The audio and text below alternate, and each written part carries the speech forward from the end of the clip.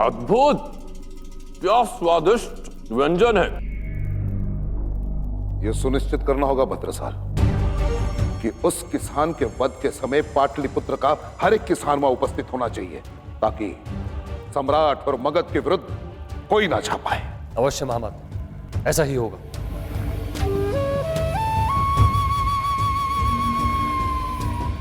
महामहिम, क्या आप वध स्थल पर जाना चाहेंगे? नहीं, किंतु उसको यह अवश्य बताना कि आज भोजन में मैंने उसके खेत के प्याज खाए हैं और उसे मेरी ओर से धन्यवाद कहना। जी महामहिम। आप ऐसे नहीं कर सकते सम्राट।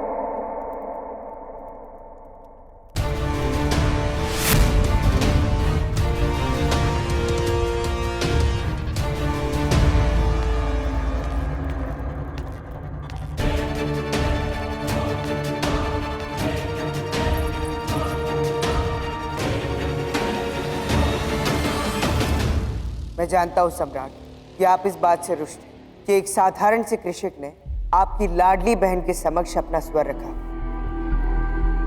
किंतु उस निर्धन के समक्ष और कोई विकल्प नहीं था सम्राट।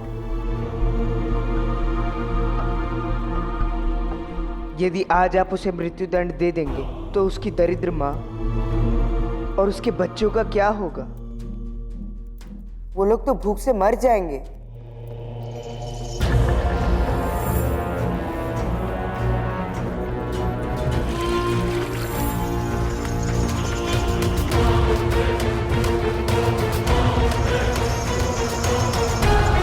महामात्य, मैंने अपना मन बदल लिया है। अब उस किसान के वध के समय मैं भी उपस्थित रहूंगा और मेरे साथ ये युवक चंद्रगुप्त भी। साधो,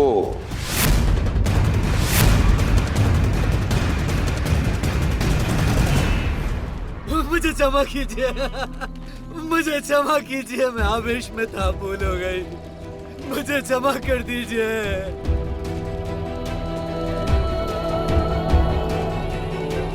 मुझे क्षमा कीजिए। आगे आओ चंद्रगुप्त और देखो मेरे एक संकेत पर इस किसान के साथ क्या होता है।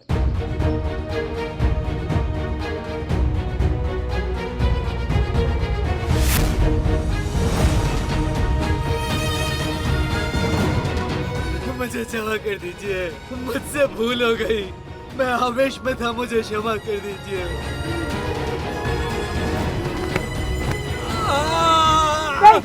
रुक जाओ। बस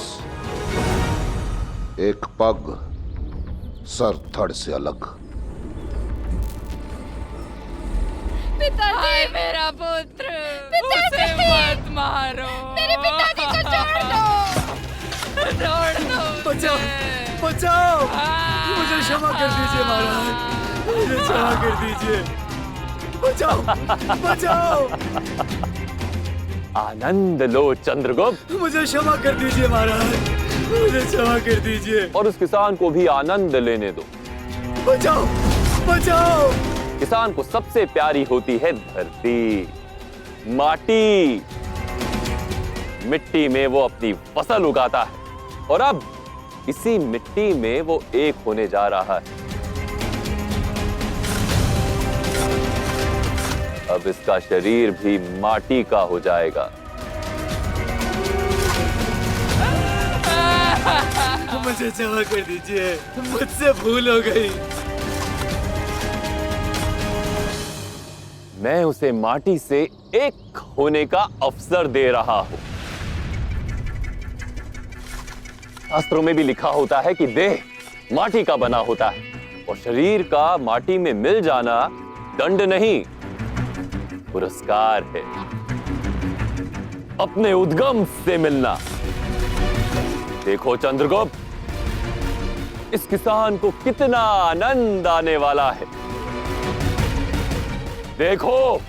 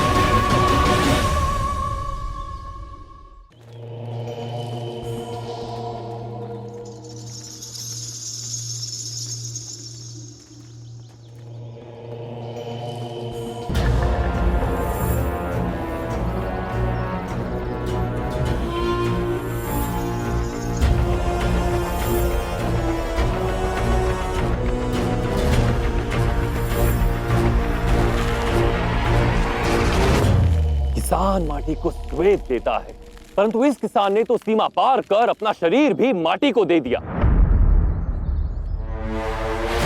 फसल में कीड़ा लगा हो तो उसे जला दिया जाता है, उसके बीजों का बलिदान कर दिया जाता है, किंतु मैं इस किसान के बलिदान को व्यर्थ नहीं जाने दूंगा।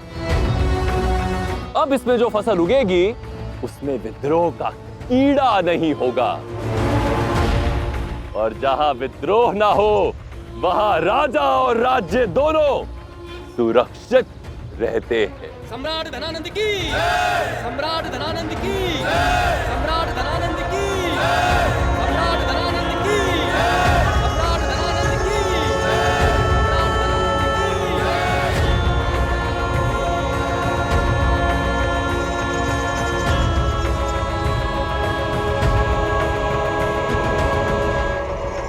मुझे क्रांतिकारी विचार और क्रांतिकारी लोग बिल्कुल पसंद नहीं है चंद्रगुप्त।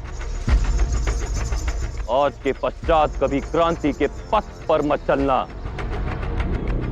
तुम मुझे अत्यंत प्रिय हो और अपने प्रियजनों का बलिदान देना मुझे बिल्कुल नहीं भाता।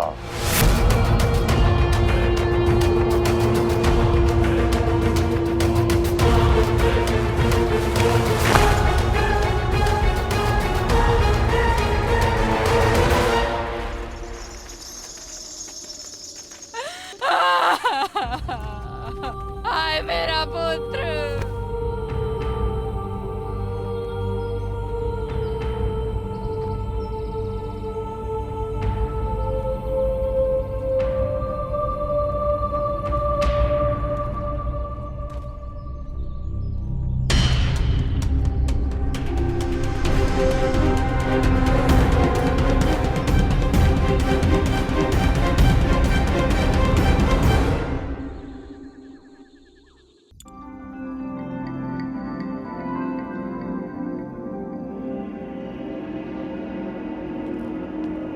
आचार्य, जानते हैं आज उस सम्राट ने क्या किया? एक कृषक को जीवित ही धरती में गाड़ दिया, जबकि उसने तो केवल अपनी फसल का उचित मूल्य मांगा था, केवल न्याय ही तो मांगा था।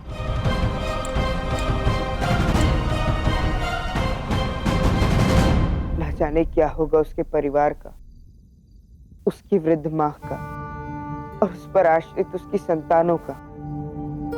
उनके परिवार से तो मानो जीवन की छाती छीन ली गई। उसकी मां ने मुझसे गुहार भी लगाई थी कि मैं उसके पुत्र को बचा लूं, किंतु मैं विफल रहा। ठीक उसी प्रकार जिस प्रकार सम्राट धनानंद ने मेरी आंखों के समक्ष पिपलीवान के राजकुमार को मार दिया था।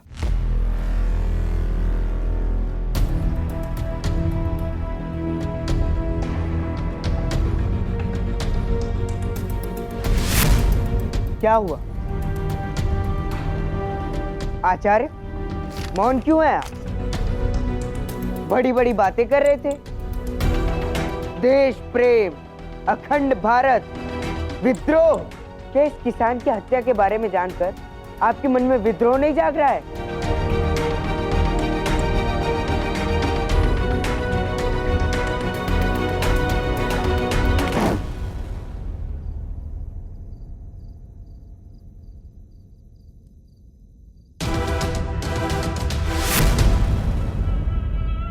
आचार्य, बड़े ही विचित्र व्यक्ति हैं आप। इतने अंधकार में भी कैसे लिख पा रहे हैं आप? क्योंकि अंधकार केवल हमारी आंखों की देखने की दृष्टि खोता है, हमारे उद्देश्य की दृष्टि नहीं खोता। इसीलिए मैं अंधकार में भी लिख पाता हूं। परंतु तुम्हारे पास अभी अंधकार में देखने की दृष्टि नहीं है। किंतु कोई बात नहीं, मैं करूंगा तुम्हारा मार्गदर्शन। सीधे चलकर 5 कदम जाओ, तुम्हारा भोजन और कंबल रखा है, उन्हें लो और जाओ यहां से।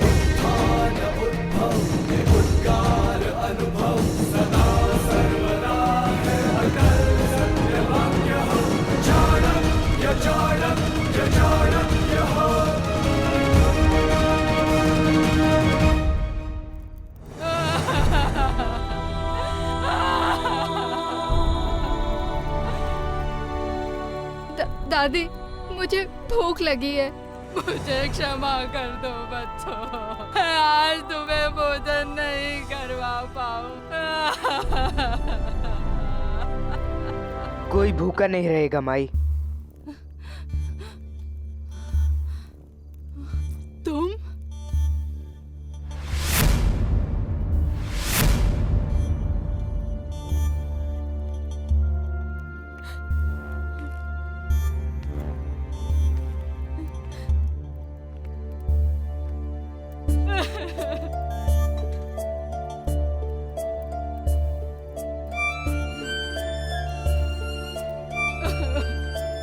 क्षमा करना माई, मैं तुम्हारे पुत्र की रक्षा नहीं कर पाया।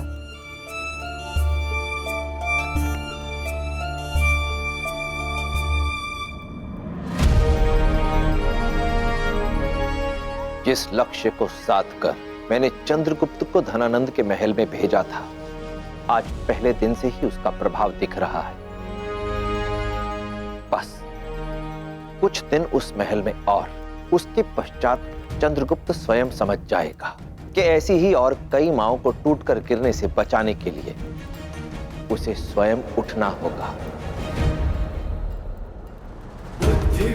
देश की असंख्य माओं की आस पर खरा उतरने से पहले उसे भारत माता की आशा पर खरा उतरना होगा।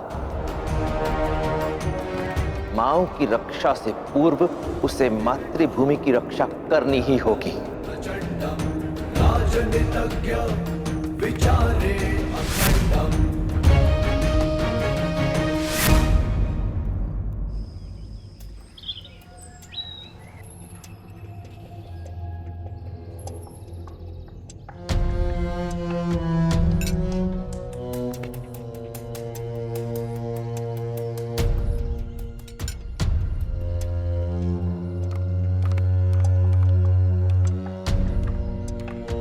महामहिम की जय हो।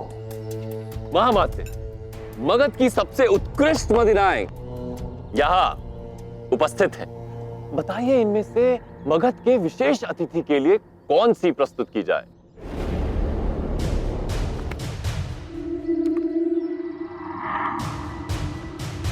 उत्कृष्ट महामहिम।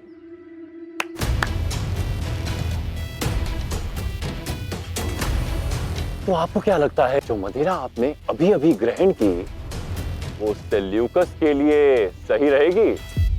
सेल्यूकस? परंतु दूरधरा पे आक्रमण करने में वो संदिग्ध है, और वैसे भी मेरे गुप्तचर उस पर कड़ी दृष्टि रखे महामहिम। किंतु अब तक सेल्यूकस पर कोई संतोषजनक प्रमाण नहीं मिला है। इसीलिए मैंने ये निर्णय लिया कि मैं सेल्यूकस को आमंत्रित करूंगा और उसका ऐसा भव्य स्वागत होगा जो आज तक ना कभी किसी ने देखा और ना कभी सुना। मैं कुछ समझा नहीं महामहिम। आपको कुछ समझने की आवश्यकता भी नहीं है। सेल्यूकस से संबंधित योजना मेरे मस्तिष्क में सुरक्षित है।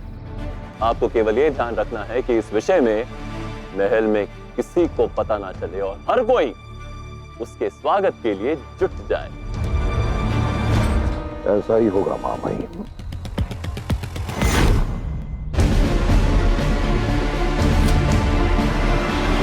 महामाते, ये मगध के हर पौधे पर श्वेत गुलाब उग रहे हैं क्या?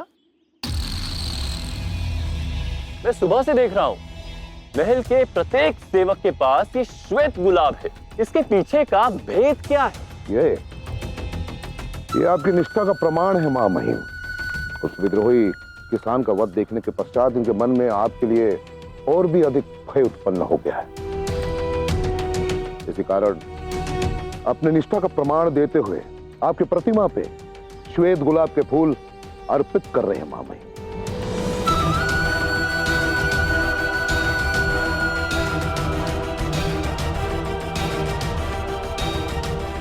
किंतु महामाते, जब मैं यहाँ स्वयं उपस्थित हूँ तो फिर मेरे प्रति अपनी निष्ठा का प्रमाण मेरी प्रतिमा पर क्यों? समझ गया महामहिम।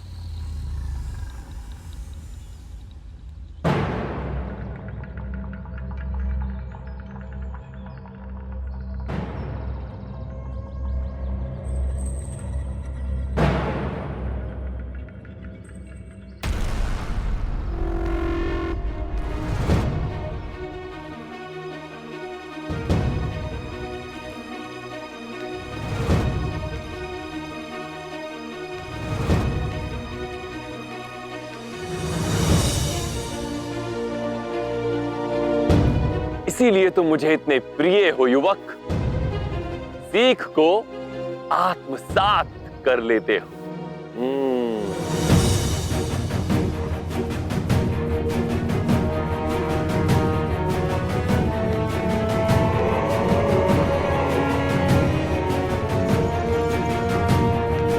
उन कुछ लोगों से विपरीत जो पीड़ा और यातना के अनेक चरणों के पश्चात भी सीख नहीं पाते। मूरा, तुम यहां क्यों नहीं आ जाती? ठीक मेरे चरणों के नीचे आकर अपनी निष्ठा का प्रण लो।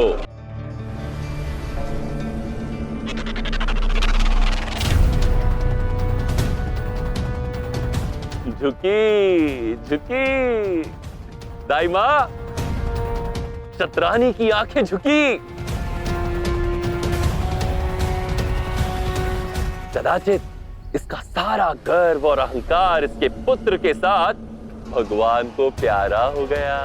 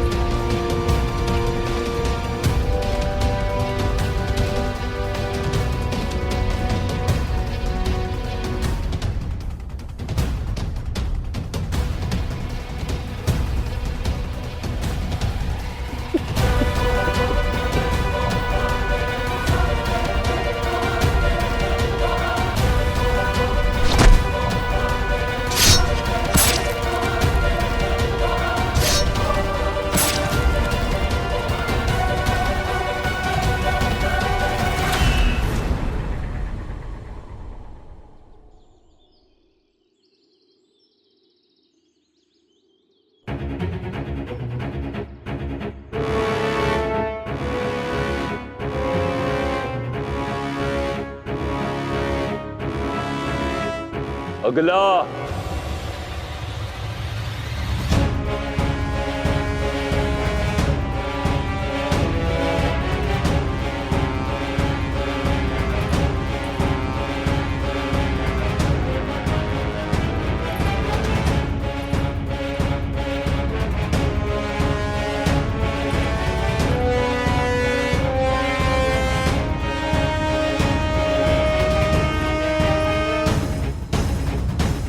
धनानंद माई को इतनी आसानी से क्षमा नहीं करेंगे। वो माई के इस दुस्साहस का उत्तर अवश्य देंगे।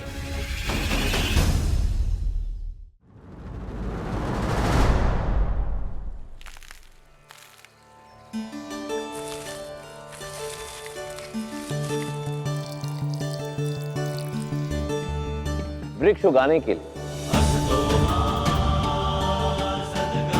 सब अच्छे से अच्छे बीज उपयोग में लाते हैं, क्योंकि बीज ही यह निश्चित करता है कि उगने वाला पौधा एक वट वृक्ष बनेगा या कांटेदार झाड़ी।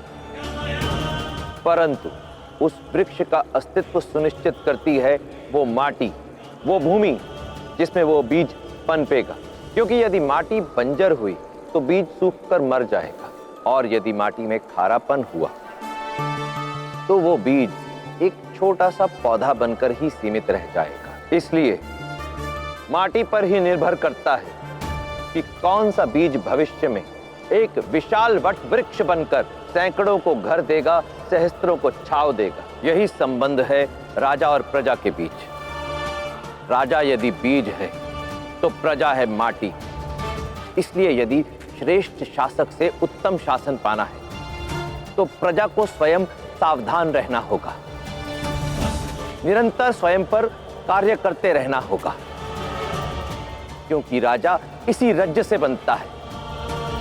इसलिए आवश्यकता राजा से अपेक्षा की नहीं है, आवश्यकता है स्वयं की कर्म परीक्षा की।